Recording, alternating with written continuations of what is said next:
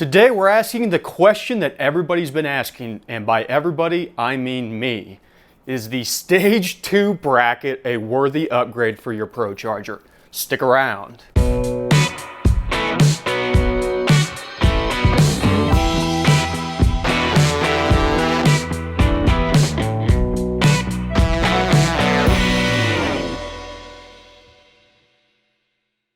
What is going on, everybody? Welcome back to the garage, and as always, I want to thank all the new subscribers, all the new patrons, all the new followers, everybody that's out there liking the content. If you have not subscribed yet, click the subscribe button, ring the bell. You don't want to miss out on new stuff, and you don't want to miss out on the random live shows that we do every once in a while. Get those notifications. On top of it, check out the websites. You can go to goatropegarage.com. That's where we have merch, custom tunes, a link to the Patreon if you want tune assistance. All of it's over there. The other one to know about is tuning101.com. That one takes you directly to our YouTube homepage where you can access the playlist nice and quick, and there are just hundreds of videos on tuning, modifications, all kinds of cool stuff. So go check out the tuning playlist if you're interested in learning more about tuning. But today we're talking about the Stage 2 bracket. Procharger finally came out with the Stage 2 bracket for the 14 to 19 Silverados, around there. I've been running the Stage 1 bracket for a while. Everything else on my setup has been custom. I got the Stage 1 bracket back in the day, bought it through Brute Speed. I buy a lot of my Procharger parts through there because I like Bob a lot. And then I just did custom piping and things like that. So I didn't do a kit. It's a lot cheaper to do it that way. If you can find a nice used head unit, buy the bracket, and do your own install, you can save a lot of money. But if you're buying kits, is it worth spending the money to upgrade to the Stage 2 kit?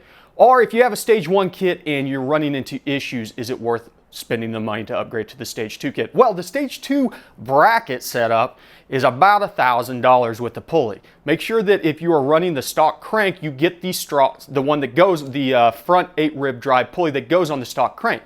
I've got a video that I'm going to throw a link up in the corner where I go over the ATI damper setup that I'm going to be running on the Super Auto that has the special pulley designed to mount on that assembly. We go through assembling that, what everything looks like. So make sure and check that out if you're looking to go this route. So let's dive down to the nuts and bolts, take a look at these two brackets side by side, and kind of do a comparison. Okay, here we have it. We've got the Stage 2. This is a beefy 3/4 single plate setup versus the Stage 1, which is a 3/4 motor mount plate with a 1/2 inch head unit mount plate that stands off. This plate, the motor mount plate, is an absolute bear to install because it is behind the water pump. You can do it. You're going to cut down some Allen wrenches and all kinds of other fun stuff. Hard to get on, hard to get off, huge pain in the butt. The issues that I've had with this Stage 1 kit, because this runs on the same accessory belt drive as the alternator and the water pump, is belt alignment issues. Everything tight, making sure nothing moves. Still always had issues and had to do a lot of adjustments. This one slides up and down to adjust belt tension along with the automatic belt tensioner that is on that serpentine setup anyways. And so getting it to run straight on this pulley was always my initial issue because it would try and get on the inside, and I don't know if you can tell, but there you can actually see where this pulley is kind of got eaten away, or the bracket has, but it'd get on the inside and it would start cutting the belts. The other side of it is, as soon as it comes around here, it goes over the water pump. And with the F1A installed in this bracket, yeah, an F1A will work in this bracket. The bracket holes through the F1 series are the same as the P1. It would start to do the same thing that it was doing here, except on the water pump, where it would pop off the front of the water pump and would start destroying belts. This thing loves to throw belts. If it is not absolutely perfect, I have gone through probably 20 belts on this bracket setup. If it is not absolutely perfect, it will throw belts. Now, once you get it dialed in, and it is an art form, you have to spend a lot of time cranking it up, checking belt alignment, turning it off, making adjustments, cranking it up, checking belt alignment, rinse and repeat. Takes me about an hour just to get belt alignment dialed in, sometimes longer using this bracket. It's loose right now because I just kind of got this thing loosely assembled. It mounts to the engine with 4 hex cap bolts, and that's it. You got 4 hex cap bolts that mount to factory spots, and then you've got the 4 standoffs. Oddly enough, it came with a huge assortment of standoffs. It took me a while to figure out which ones to use to get the thing to align properly, so it was a nightmare. Granted, I did not have the instructions. Procharger is good about sending you the instructions. If you buy one of these brackets and they don't come with the instructions, just email them and ask them, because I did the same thing for this bracket. So let's take a look at our stage 2 bracket. This is a beefy, seriously machined piece of artwork. Has an automatic tensioner, 2 idlers that are non-adjustable, and then has a recess grooved in here for your supercharger to make sure that your offset using the standard pulley works. This mounts on the passenger side. This mounts on the driver's side.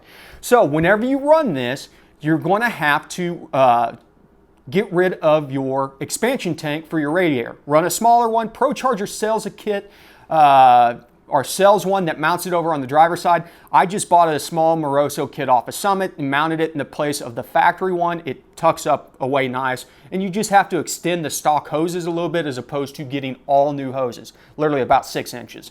On top of it, it does come with a sub bracket that mounts further back on the block, but there are 3 attachment points direct on this bracket, and then looks like 1, 2, 3, 4, 5, maybe 5 attachment points. No, 1, 2, 3, 4, 5. 5 attachment points that go from this bracket back to the block. Comes with all of your hardware. So these cap bolts are going to be back here. Then we got a big cap bolt that goes through. Then we have some longer ones that go back to the sub bracket. Comes with all the spacers that you need, along with new head unit bolts, which is nice. I'm glad that they sent new head unit bolts because mine have gotten a little bit worn out from taking the head unit on and off multiple times. So, all told, is it worth going to the Stage 2 kit? If you already have a full Stage 1 kit on your vehicle, it is cheaper for you to take it off and sell it and then use that money to buy a Stage 2 kit than to upgrade all of the parts that you need for a Stage 2 kit. This bracket alone with the factory one, lower pulley, 8-rib drive, as I said, is going to probably run you at least $1,000 to $1,200. Going the ATI damper route, you're into it for $1,500 or more, plus all the auxiliary stuff that you need, like the additional reservoir expansion tank, which is, you know, probably $120, $150 by the time you get everything ran there. This is ideal for guys that are probably doing their custom setups like I am. I am going to be running custom piping. We're going to go intercooler without the intercooler initially because we have a methanol injection kit from Snow Performance on there. We're going to see what kind of IATs we get just off of doing a lot of meth injection. And then if we still run into high IAT issues, we will do a custom air-to-water intercooler because it's about time with the boost levels that we're going to be running on this setup to get a air-to-water intercooler. The rotation of your head unit is the same. So the head unit will go from this unit over to this one. You will have to reclock the oiler. Other than that, it uses a standard offset pulley, 8-rib pulley. Nice thing about it is whenever you go to the 8-rib versus the 6-rib, it's a double keyed pulley for the F1A series. The P1s and the D1s, I think, are just single keyed. So as we are putting more torque down to the pulley, to the blower, you know, more resistance because of that increased gear ratio, having the double key is a good idea. Also, if you were to look at this bracket, it's black, but there is dust all over that. That is rubber from belt slip off of the supercharger. That is an indication that 6 ribs is not enough, thus another reason to go up to this setup.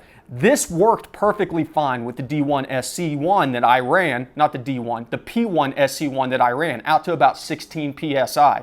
I had it pulleyed down to a 3.2 inch pulley at one point in time and didn't really have any belt slip issues all the way down to that with the P1 series because there's just not that much resistance on them. The turn down ratio isn't as high, and then on top of it, the impeller on the supercharger doesn't have as many fins as an F1 series blower. So this was going to be a necessity one way or the other. The question was whether or not we were going to something like this or we were going to upgrade this to an 8-rib. Seeing the manufacturing of this, this is a no-brainer. If you are going big head unit, F1, F1A, F1.4, anything like that, go over to the Stage 2 bracket.